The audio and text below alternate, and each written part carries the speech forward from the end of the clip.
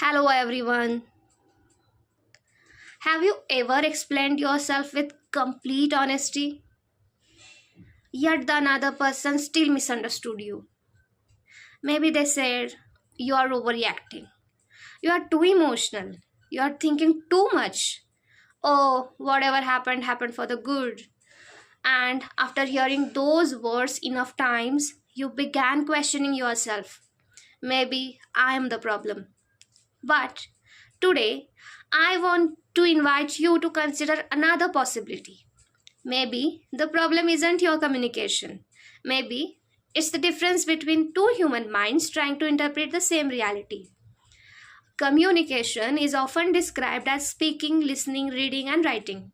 But psychology tells us something much deeper. Communication is not just the exchange of words, it is the exchange of meanings. And meaning is never created by words alone. Meaning is created by the listener's brain. Every human being carries invisible filters. These filters are built from childhood experiences, family environment, culture, education, attachment styles, past relationships, emotional wounds, personal beliefs, and even today's emotional state or mood. This means two people can hear exactly the same sentence. One feels appreciated, the other feels criticized. The words were identical. The words were identical. The interpretation was different. So, here, neuroscience explains that the brain is not simply recording realities, it is constantly predicting and interpreting reality. Your brain compares every new experience with previous experiences. If someone has experienced rejection repeatedly, their brain may interpret neutral experiences or situations as a rejection. If someone grew up where emotions were ignored, they may struggle to understand emotional conversations. Neither person is intentionally wrong. They are responding through different nervous systems. This is why being misunderstood doesn't automatically mean you are wrong or you have to work upon yourself. Nor does it mean the other person is more intelligent than you. Understanding depends on awareness. Awareness, experience, emotional maturity, and psychological safety, not the superiority. So let's talk about emotional intelligence.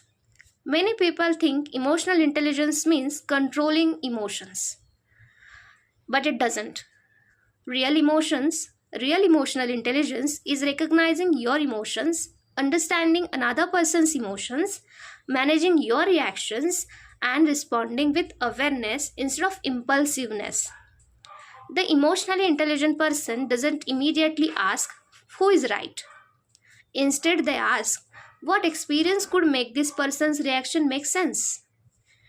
That single question changes conversations because empathy begins with curiosity, not with agreement. Here, another important communication principle I want to tell you is that validation is different from agreement. You can say, "I understand why you feel that way," without saying, "I agree with everything you are saying." Understanding someone's emotional experience is not surrendering your opinion, it is acknowledging their humanity. So, here, research consistently shows that when people feel heard, their nervous system becomes calmer. And when the nervous system feels safe, the brain becomes more capable of listening, learning, and problem solving. People rarely change because they lose the argument. They change when they no longer feel emotionally threatened. Now, think about your own life. How many times have you wanted someone to simply understand your perspective? Not to fix it, not to judge it, just understand it. Sometimes that's all the human nervous system is searching for: psychological safety, the feeling that my experience matters. Here is something I want you to remember. Just because another person doesn't understand your thoughts, your emotions, your struggles, your decisions, or the consequences you have lived through, doesn't mean you are weak, doesn't mean you are overreacting, and it certainly doesn't define your worth too. At the same time, it doesn't automatically mean they are insensitive or bad, they are cold or hot. No.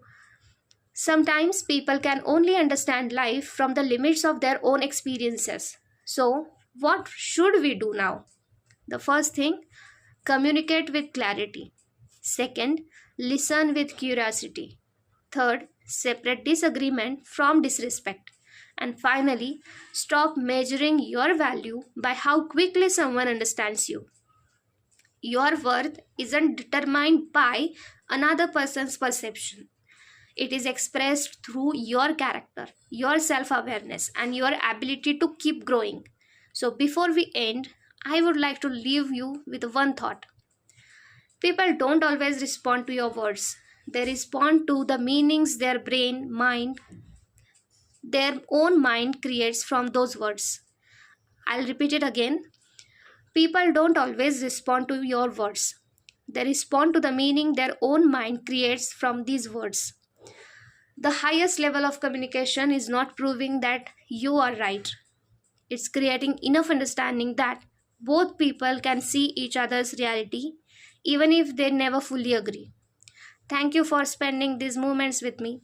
If this conversation helped you see communication from the new perspective, carry this thought with you today and seek understanding before seeking agreement, because understanding builds connection and connection is where the real communication begins. Thank you.